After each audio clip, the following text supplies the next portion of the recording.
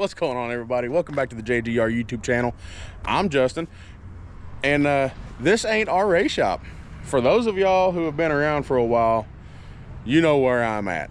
This is the home of Joe Williamson Race Engines, and this is episode 2 of our sponsor Spotlight. Now, let me clarify something real fast. Joe is not a sponsor of ours. We get nothing for free. We pay the same price everybody else does, but we have got nothing but reliable, great horsepower from this man in here, and I think y'all be surprised at how little it takes. It's not obviously not a massive operation. It's like a 24 by 36 garage that has won a lot of races out of here.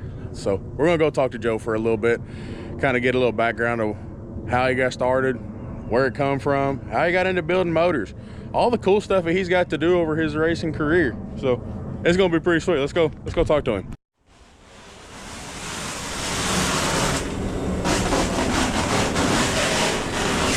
Oh, is that a girl there? Oh, you can't see that part. Y'all can't see that. Jamie, move out the way and let people see what's going on in here, huh? Can't tell them all of our secrets. Oh, that was good. Yeah. All right, jokes and ha-has aside, we're here to pick up our motor that had a little part failure right before Bristol, which not this man's fault whatsoever. We think a piston failed. It come apart. Number, was it 7? Let go. Broke a valve spring. Broke a valve spring. That's it. Knocked the head off the valve. So, unfortunate circumstance, but that whole more horsepower, that is the biggest motor we've had in a long time, with more horsepower and more capability of turning some real good RPM up here. And when I said Joe does a whole lot with a whole little, I meant it, y'all. This is the horsepower barn of Joe Williamson Race Engines. It's nothing special, but that's the thing. You don't have to have $1 million of equipment and all the fancy tools to make good horsepower. We've been running Joe's engines for what, 10, 15 years, something like that? We've had one with an issue, one ever. And it's consistent, good horsepower that we can rely on every single race. Every time this thing fires up, we know it's going to be a hot rod as long as we don't do our job bass backwards and mess up. So, but enough chitter chatter from me. We're going to sit down and talk to Joe, figure out where he comes from, how he got into this mess, because he builds really, really nice stuff for some real cool projects. I don't want to talk about like where it started and how you got into racing, and just kind of have a conversation. Well, of course, we used to skip Sunday school and go to Bullet Dragway and drag, but that's a different story. After we was going for a while, I built the Altered, which is drag racing, which was really successful. Won 6 national events. Won the Gator Nationals twice, Spring Nationals twice, Fall Nationals, and the Sports Nationals, and was division champion 8 out of 10 years. But then, for some reason, I got tired of it and decided to go round tracking.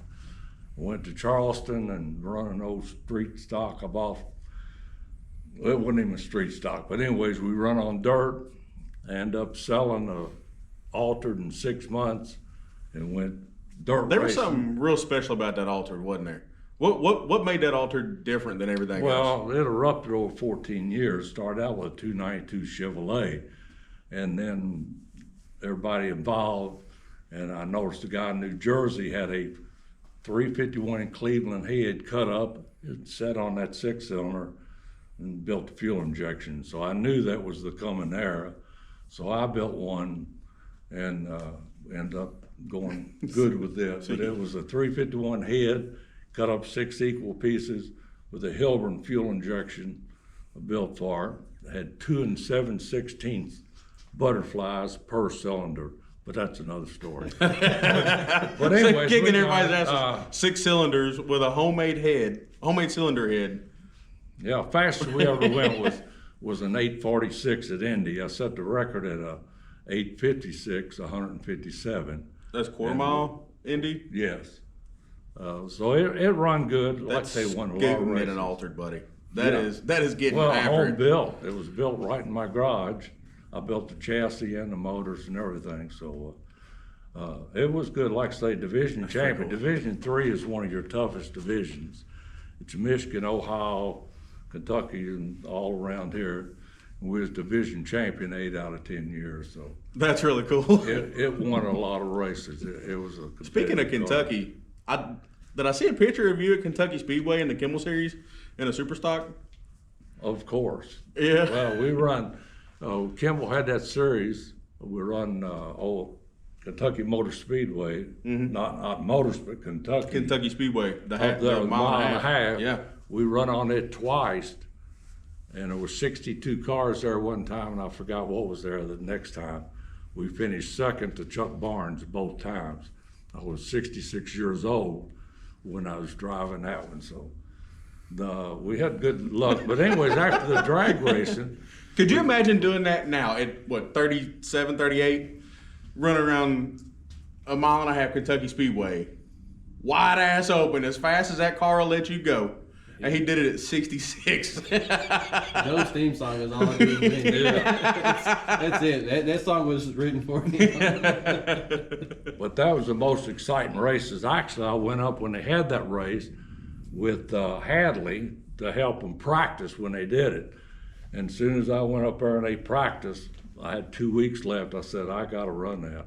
So we actually cool. built the car, built the motor, got the car from Reed Boone, or Greg Boone, and borrowed that, built the motor for it, went up there and run second. How fast do you think those cars would have went without that big wicker bill on top slowing you down? I think they went like 140 something first without it, and they made us put the wicker bills on, and I think 133 or 35. So it did slow it down much, but just but enough. It did. It was like a window. Did it? It was awful. Was the track racy, or were y'all kind of spread out? Oh no, you raced and beat and banged. I mean, got close to each other. But if you had the car, the first time I went up there, I didn't have it right. And I heard somebody say they could run it wide open all the way around. So we changed it a little bit, put bump stops on the right rear, and next time I went, I could hold it wide open all the way around. We were second qualifier next to Chuck Barnes. As a matter of fact, you qualified 5 cars at a time. And Chuck come over and got me. He said, Joe, come over and get with me. I'll follow you 2 laps, you follow me 2 laps. We was 1 and 2 qualifiers. So. But that was good, but it was fast. The first time I did it, I said, that's the most excitement I'd ever had, and I'd round track for 30 years. Yeah. But that big track is the trick now. You hold something wide open a mile down that backstretch. Coming from a drag racing aspect, you're used to throwing or shooting, slowing down at the end of a quarter mile. Now that one, buddy, you just hang a left and hold on tight. It's sort of like Salem. It makes you think running wide open in that turn, not lifting. But if the car was right, it worked good. It'll hang in there. That's really cool.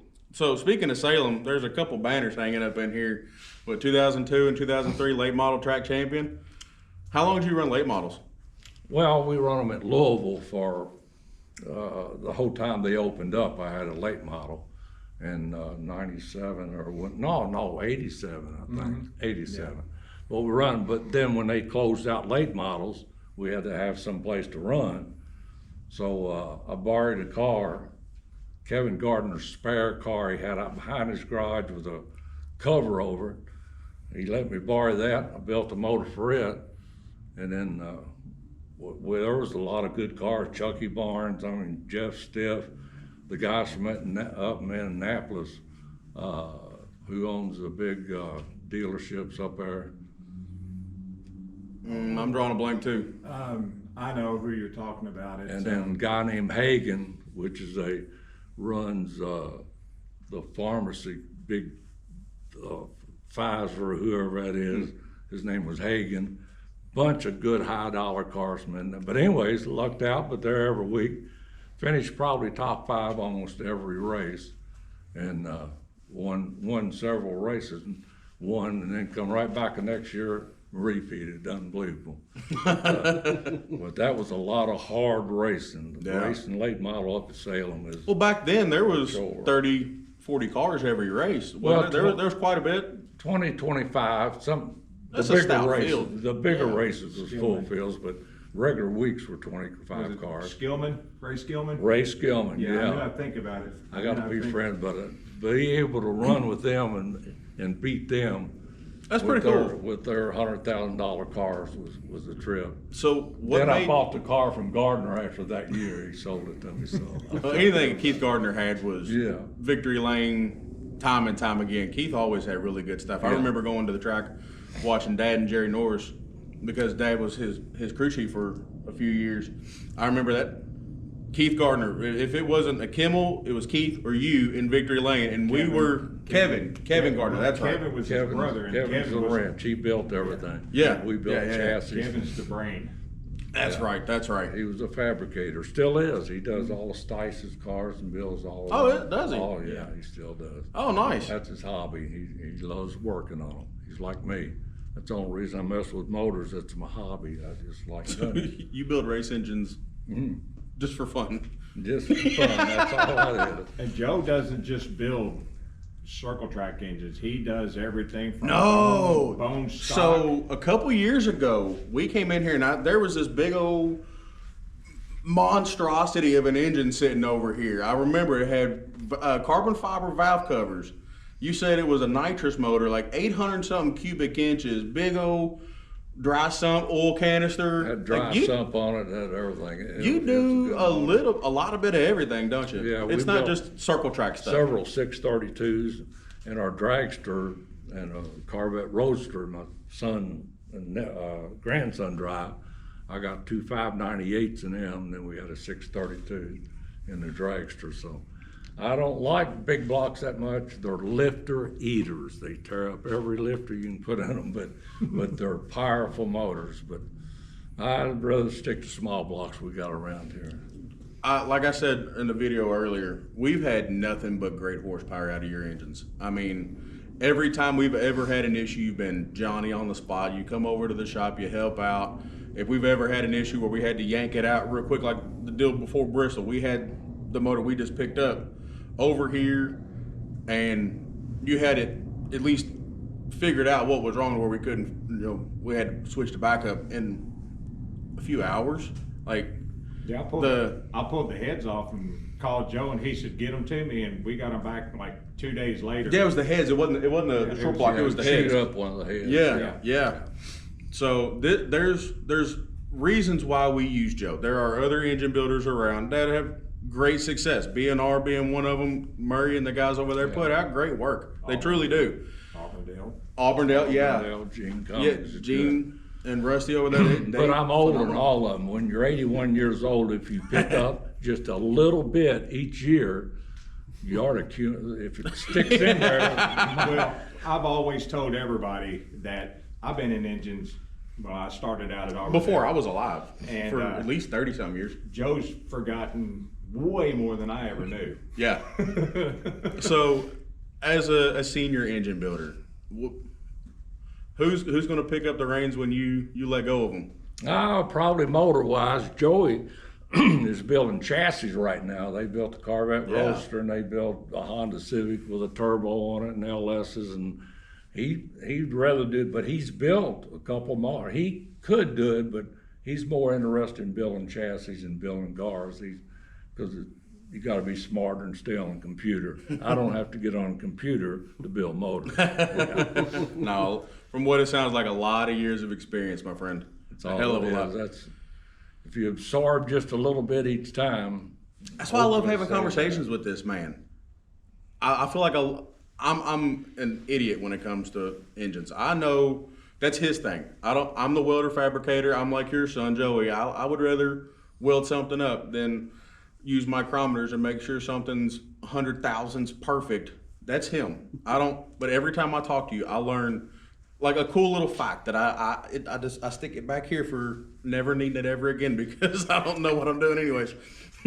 But I truly enjoy coming over and getting to hang out, just shooting the breeze, old shop talk with guys that have been doing it for a long time. Joe, I one, I'm so proud to have you as our engine builder because of all the reasons you just stated.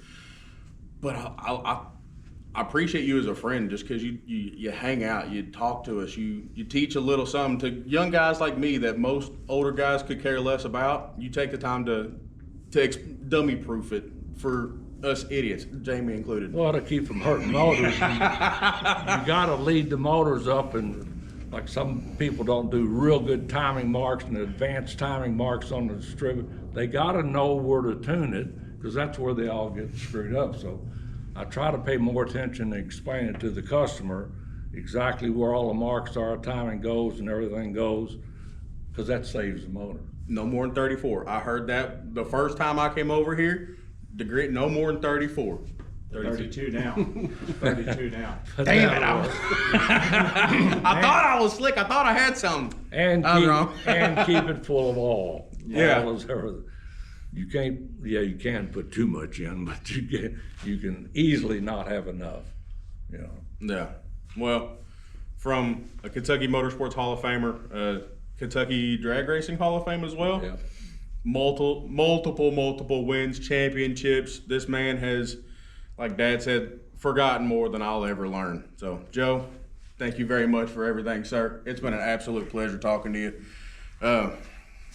That's about it. If y'all like the merch that you see my beanie, Jamie's hat. We're working with Titan Tint and Graphics up in Salem again. To JJ Embroidery also. Yes, they're J&J Embroidery is doing the hats. And the toboggans, Titan Tint Graphics is doing all of our shirts this year. So be on the lookout for that. Joe, we're going to have to get you one so you can. All around. That's right. So thanks for hanging out with us, guys. I hope you enjoyed this as much as I did. Like I said, I love coming over here and just soaking up some racing knowledge, talking shop with one of the best to do it around here. In my humble opinion, Joe is top tier. So if you need a good race engine that's going to be dependable and put you in the front, it put us in victory lane. Come talk to Joe. He's the man. Wait a minute. My Sunfire, we built the chassis right here in this garage. We built the motor, went 550s in the 8th, but I sold it. So That's this week's sponsor spotlight, guys. So Thanks for hanging out. Like, subscribe, comment. Yesterday was Justin's birthday, so type it down there. He likes when people talk to him. So absolutely. thanks for watching. He's Appreciate an it. attention whore, that's why. You shut up. I didn't ask you. See y'all.